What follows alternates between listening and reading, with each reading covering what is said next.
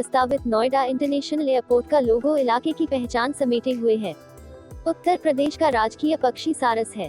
जिस इलाके में एयरपोर्ट बन रहा है वहाँ भी सारस बहुतायत में हैं।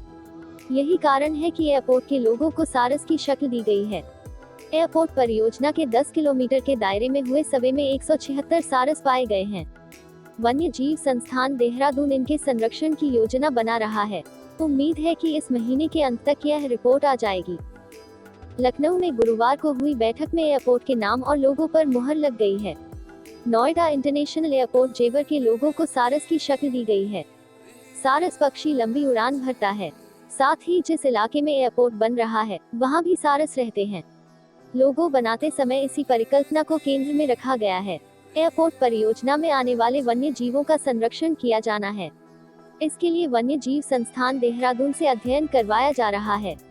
Noida international airport limited Niall ने इस इलाके के वन्य जीवों के संरक्षण के लिए वन्य जीव संस्थान देहरादून को चुना है। उम्मीद है कि इस महीने के अंत तक इसकी रिपोर्ट आ जाएगी।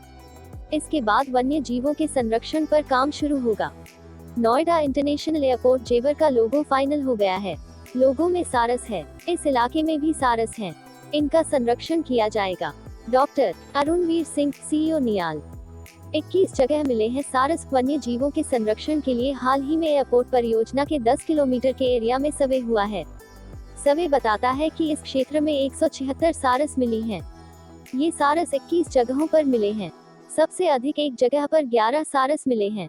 खास बात यह है कि 94% सारस एयरपोर्ट परियोजना की साइट से बाहर मिले हैं। 258 काले हिरण परियोजना क्षेत्र में है। परियोजना के 10 किलोमीटर रेंज में हुए सर्वे में यह बात भी सामने आई है कि यहाँ पर काले हिरण भी हैं। सर्वे में 258 काले हिरण मिले हैं। काले हिरणों का भी संरक्षण किया जाना है। रिपोर्ट में इस बात की जानकारी दी गई है। यह इलाका वन्य जीवों से समृद्ध है। इसके चलते इनका संरक्षण वैज्ञानिक ढंग से किया जाना चाहिए। धनौरी वेटलैंड और विकसित की जाए। इस इलाके में धनौरी वेटलैंड भी है। हालांकि यह वेटलैंड 10 किलोमीटर की रेंज से बाहर है, लेकिन यहाँ पर भी सारस खूब हैं। सर्वे रिपोर्ट में सिफारिश की गई है कि इस वेटलैंड को वाइल्ड लाइफ साइट के रूप में विकसित किया जाए ताकि यहाँ पर भी वन्य जीवों का संरक्षण हो सके।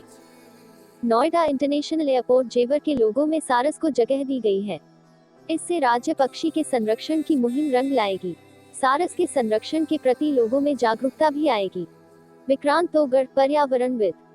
ज्यूरिख एयरपोर्ट इंटरनेशनल और यूपी सरकार ने जेवर में प्रस्तावित ग्रीनफील्ड नोएडा इंटरनेशनल एयरपोर्ट के नाम और लोगो का अनावरण कर दिया है। उत्तर प्रदेश के मुख्यमंत्री योगी आदित्यनाथ की मौजूदगी में गुरुवार नाम और लोगो को अंतिम रूप दिया गया है। जेवर एयरपोर्ट परियोजना की जद में आने वाले वन्य जीवों का संरक्षण होगा। इसके लिए वन्य जीव संस्थान देहरादून इसकी रिपोर्ट बना रहा है। पी.के. श्रीवास्तव, डीएफओ। पिछले साल नवंबर में ज्यूरिख एयरपोर्ट इंटरनेशनल एजी ने 40 सालों की अवधि के लिए ग्रेटर नोएडा में एयरपोर्ट के निर्माण और संचालन का अनुबंध हासिल किया है, जिसके तहत पहले चरण में निर्माण शामिल है।